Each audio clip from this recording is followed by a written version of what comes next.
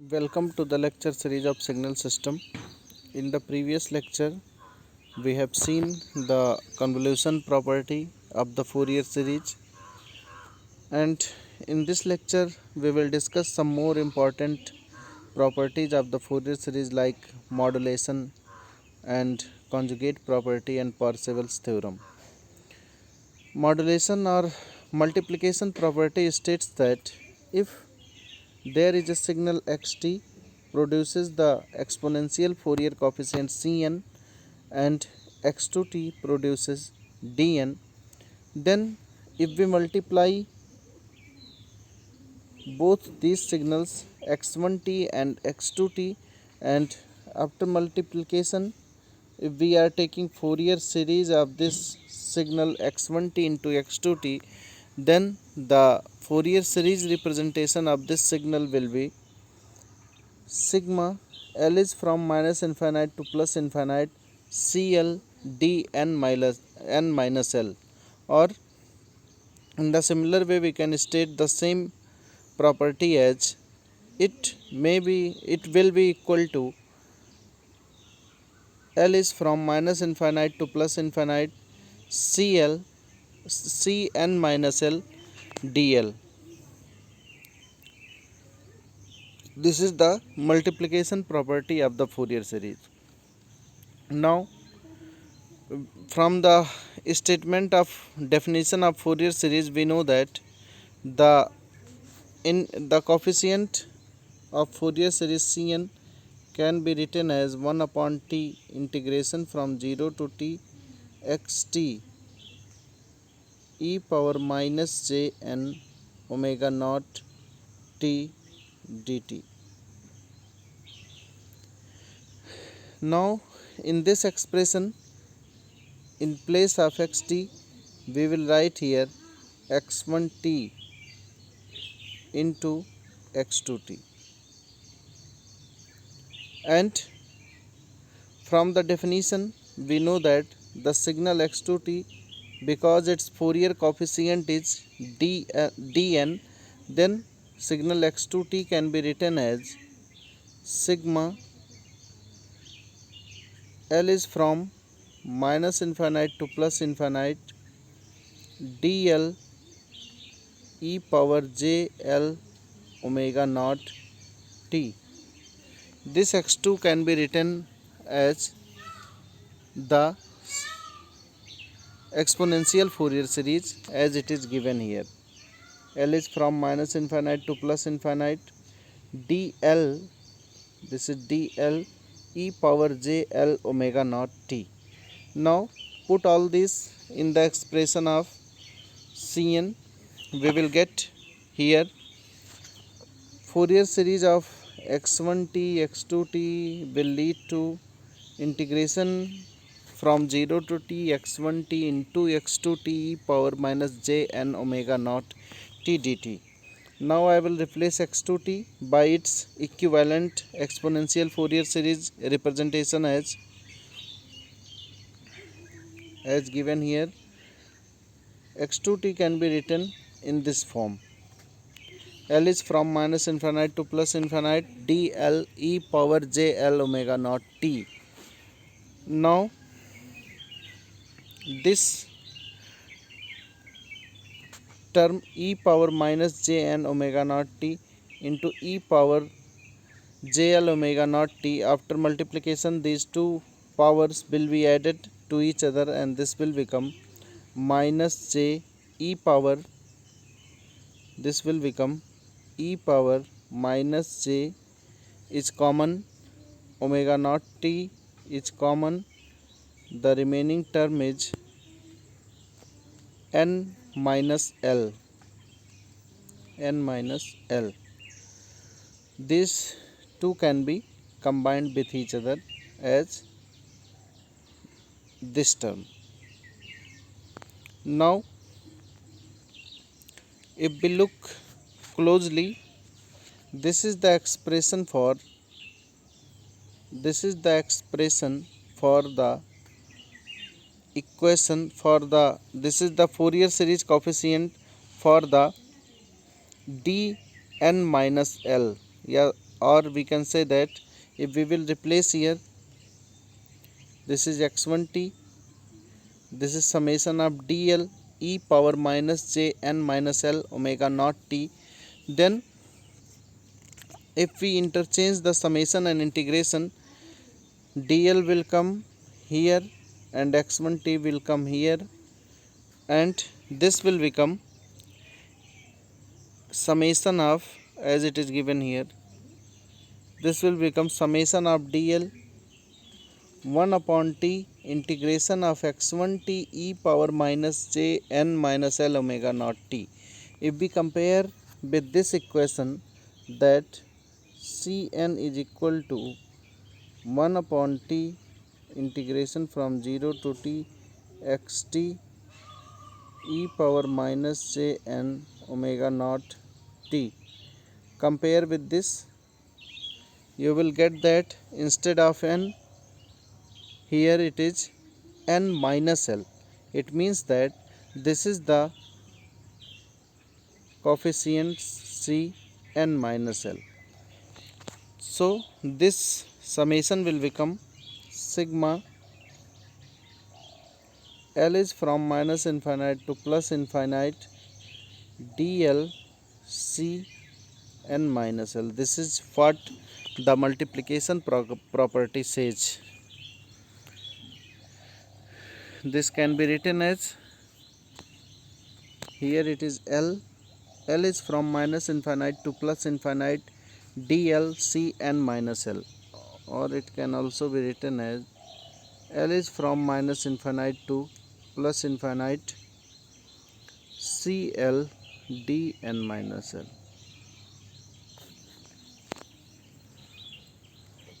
Now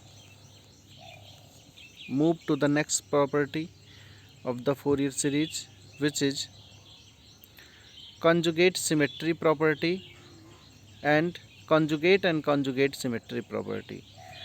Conjugate property states that if a signal xt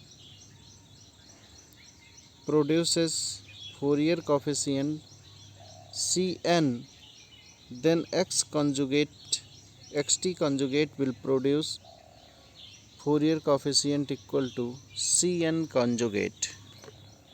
And this is the conjugate property of the Fourier series. And conjugate symmetry says that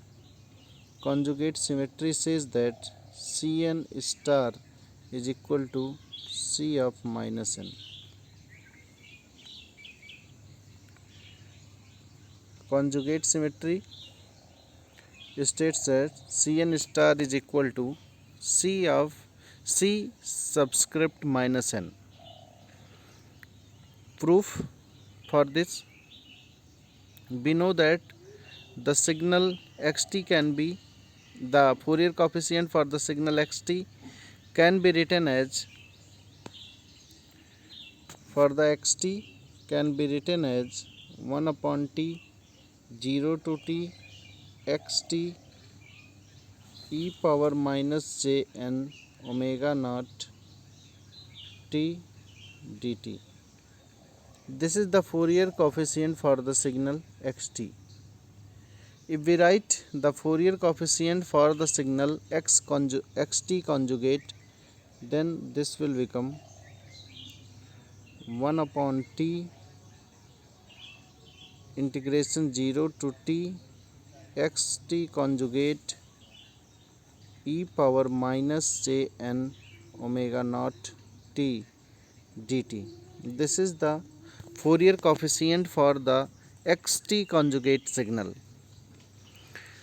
If now in place of minus j n omega naught t e power minus j n omega naught t, we can write e power plus j n omega naught t conjugate.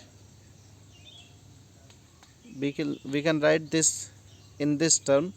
Then the Fourier coefficient of the signal xt will become, Fourier coefficient of the signal xt conjugate will become 1 upon t integration from 0 to t xt e power, in place of minus I will write here plus jn omega naught t dt, the whole conjugate. And this is the also again this e power j plus jn omega naught t can be written as e power minus j minus n omega naught t, minus j minus n omega naught t. The standard expression, now the coefficient for the conjugate xt will become like this is x conjugate t, it will become 1 upon t integration from 0 to t x conjugate t not, this is write it as xt, write it xt only, xt e power minus j minus n omega naught t dt, whole conjugate of it. This will become like this. Now if we compare with the standard expression of Cn, which is 1 upon t 0 to t xt e power minus jn omega naught t. In the standard expression of Cn, in place of n, here it is minus n.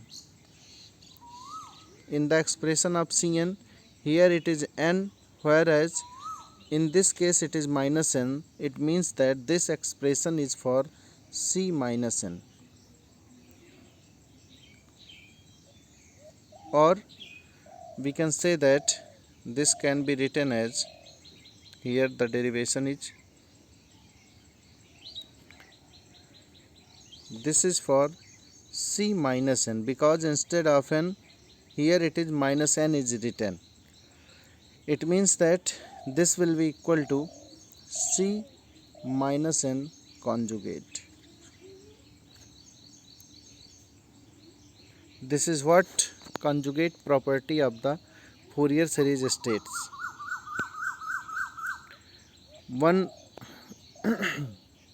very important theorem to which states another property of the Fourier series, which states that if x1t produces the coefficient Cn and x2t produces the coefficient Dn, where x1t and x2t are complex signals, then complex functions, then 1 upon t integration of x1t into x2t conjugate produces Cn, n is from minus infinite to plus infinite, Cn into Dn conjugate. This is very important property of the Fourier series. 1 upon t x1t into x2 conjugate t dt is equal to summation n is from minus infinite to plus infinite Cn into Dn conjugate. Now here is the proof for this theorem. In this relation, one important thing is also there. If x1t is equal to x2t, x1t equal to x2t is equal to xt is equal to xt, then this relation can be written integration of 1 upon t integration of mod of xt square dt over one time period will be equal to n is from minus infinite to plus infinite mod of Cn square. Very important relation in the calculation of power of a signal. Now the proof is here. Integration of 1 upon t integration of signal x1t into x2t conjugate dt is equal to 1 upon t c. In place of x1t, now we can write, in place of x1t we can write 1 upon t integration x1t e power minus j n omega naught t dt. We can write x1t in this way, or the standard expression in the form of Fourier series for the x1t, it is Cn e power j n omega naught t, and this expression is for Cn. This is not for xt. This is for Cn is equal to 1 upon t x1t e power minus j n omega naught t, where x1t can be written as sigma n is from minus infinite to plus infinite Cn e power j n omega naught t. It is written here in place of x1t. We can write this as sigma Cn e power j n omega naught into t. Now we can change the integration and summation as it is sigma Cn n is from minus infinite to plus infinite, and put all these together 1 upon t integration of x2 conjugate t e power j n omega naught t, or we can write it as 1 upon t integration of x2 t e power minus j n omega naught t and conjugate of total whole. Conjugate is here, it means that this is x2 conjugate, and because of conjugation this will become positive. So this term e power j n omega naught t can be written as e power minus j n omega naught t conjugate of this. Then these two conjugates can be put together, and this expression will look like this. Sigma n is from minus infinite to plus infinite Cn is here. This is another term 1 upon t x2t integration of x2t over one time period e power minus j n omega naught t, which is the expression for the Fourier coefficient dn for signal x2. It means that this relation can be written sigma n is from minus infinite to plus infinite Cn into dn conjugate. This is what Parseval theorem says. Now if x1t is equal to x2t, if x1t is equal to x2t is equal to xt, then x1t into x2t conjugate is equal to, these two are same, x1t is equal to x2t, then we can write it as xt into xt conjugate, and this xt into xt conjugate into xt conjugate will be equal to mod of xt square. This will be equal to mod of xt square. And if x1t equal to x2t, then cn will be equal to dn. And it means that if cn is equal to dn, then this can be written as cn into cn star, and this will result in mod of cn square. So why this will become, why this xt dot into xt conjugate is equal to mod of xt square, we can look it from here. If it is written that e power j theta into e power minus j theta,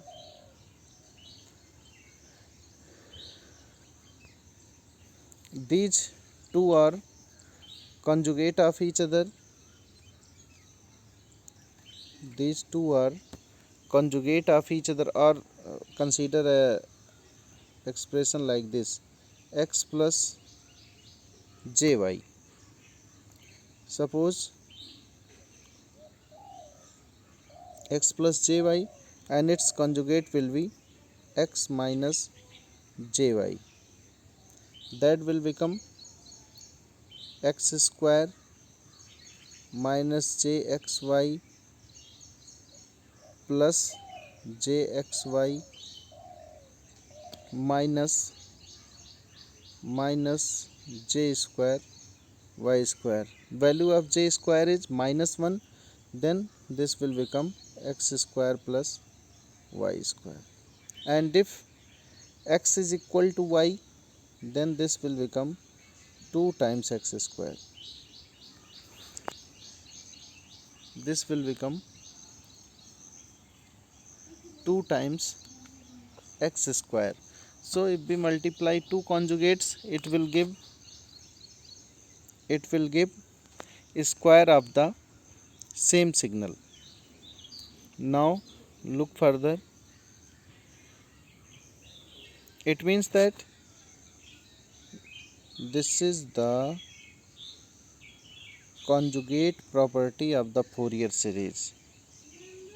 Further, if we will put x1 equal to x2t is x1t equal to x2t is equal to xt, then this will become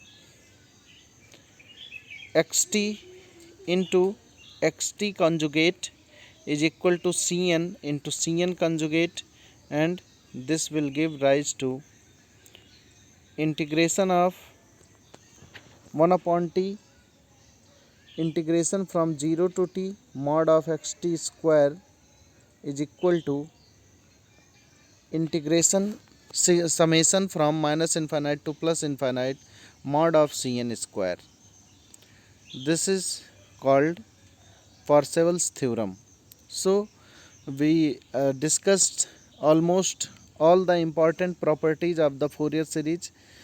You need to once remember all these. The properties are time shifting, time scaling, linearity property, time reversal, convolution property, multiplication property, and this Parseval's theorem, integration and differentiation property of the Fourier series. So if these properties are,